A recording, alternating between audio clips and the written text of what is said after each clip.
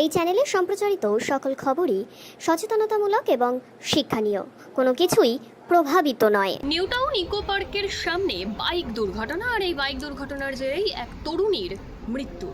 Eco পার্কের দিক থেকে প্যাচার মোড়ের দিকে যাওয়ার সময় দুর্ঘটনা হয় এবং সেই দুর্ঘটনায় এই যে তরুণী, সেই তরুণীর কিন্তু ইতিমধ্যে মৃত্যু হয়েছে বলেই জানা গিয়েছে।